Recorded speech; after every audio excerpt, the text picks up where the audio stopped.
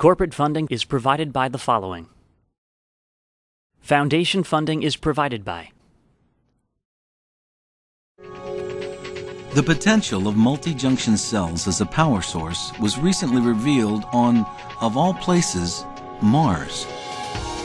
The robotic rovers roaming the red planet were originally projected to last about 3 months, but they're still functioning more than 3 years after their momentous landing. Thanks in large part to multi-junction solar cells developed in Sarah Kurtz's lab. But the rover cells cost millions of dollars, so they're probably light years away from the consumer market. And right now, no rooftop-based system uses these multi-junctions. If you have multi-junctions, you can get more of the energy out of the sun. The trick is to get more energy out than the extra cost that it costs you to make that extra set of layers in it.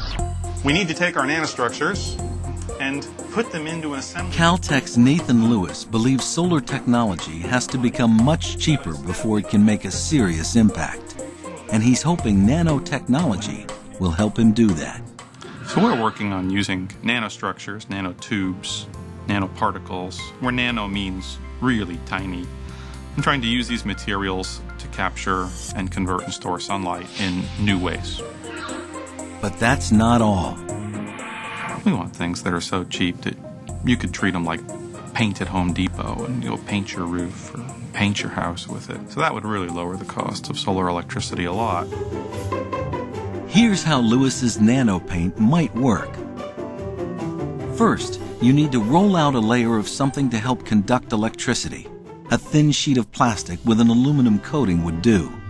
You also need wires that will ultimately conduct the electricity to the house.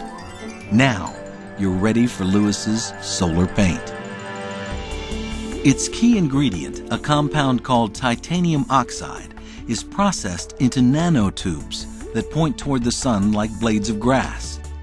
TiO2 is an incredibly common, cheap chemical. It's in toothpaste. It's the pigment in white paint, these little tiny particles.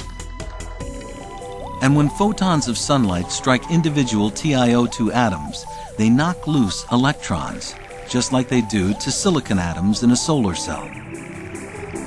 And if you put a positively charged clear coating over the paint, the negatively charged freed electrons start moving to the wires and down to the inverter boxes so the kids can watch TV. So far, Lewis has only tested small amounts of what he calls dye-based cells in the lab, but the results are promising. The dye-based solar cells right now in some small test samples are 10% efficient. Silicon cells, the best ones, are 20% efficient. So we have a ways to go, but are within shooting distance. He still needs to get his magic goo cheaper, and he needs to see how it will hold up under real weather conditions. But even at 10% efficiency, solar paint could produce a whole lot of electricity at bargain basement prices.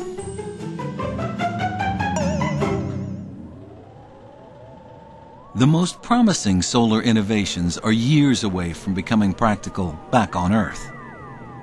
So some experts believe we should wait before more fully committing to solar power.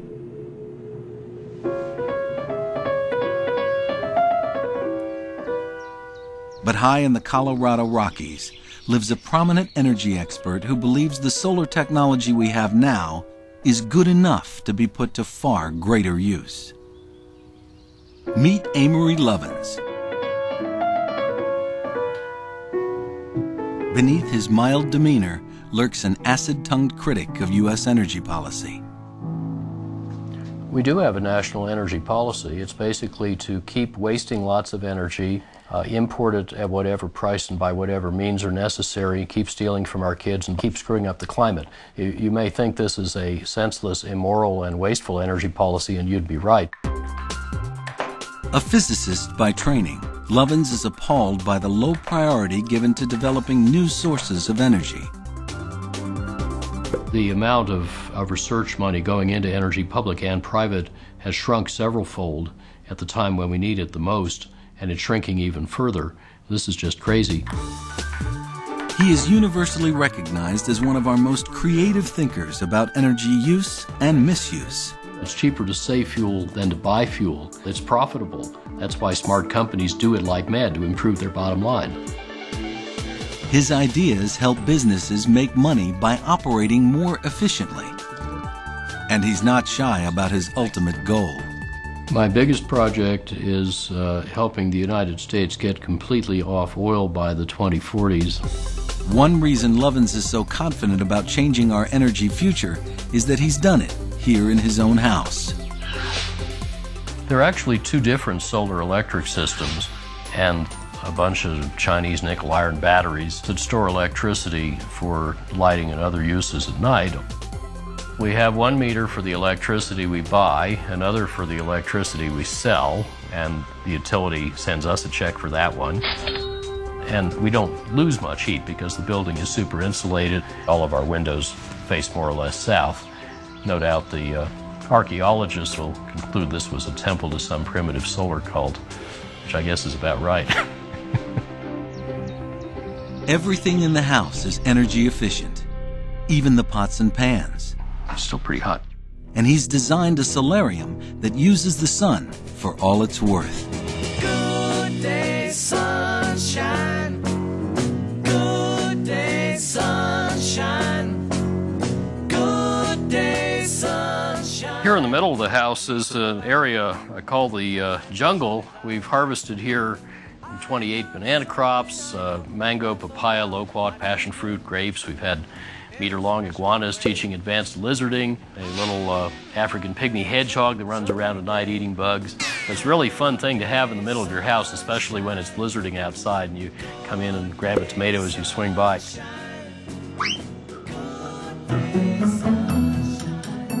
We're collecting in here heat, light, hot air, hot water, and photosynthesis.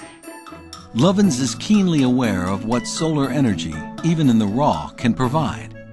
And he's pleased that many of us are finally catching up to him.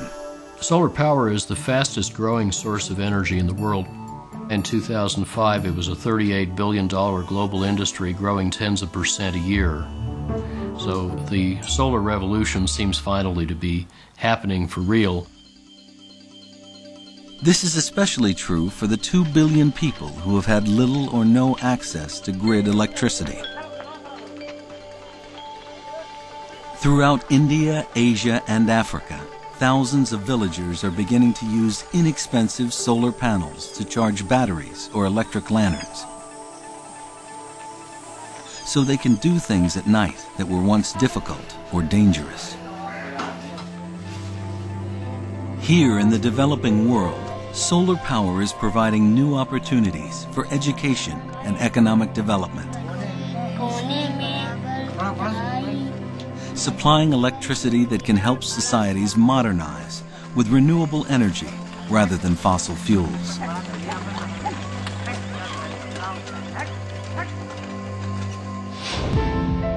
In the United States, California is leading the charge for more renewable energy. There's even a plan to get solar panels on 1 million roofs. But nationwide, solar power, even in combination with other renewables, will have to achieve a far greater percentage of our energy mix, probably as much as 20 to 30% over the next 2 decades, if we want to significantly reduce our CO2 emissions. So is this target realistic?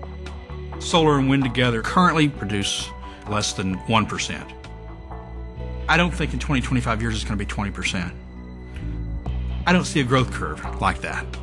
I think it's fairly certain that by 2025 we might be getting 25% of our electricity from solar. That's realistic. That's not too far-fetched.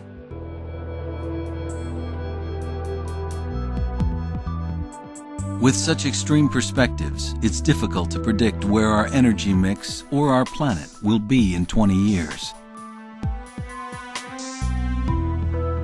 But if we wait until then and don't like what we see, will it be too late to do anything about it?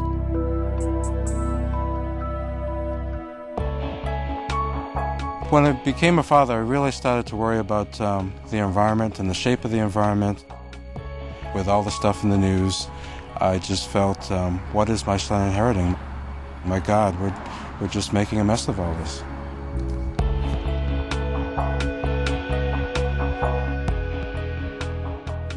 Thinking back to the 70s, man, if everybody had started installing solar panels back then, we'd be in much better shape, really, for the future of the planet.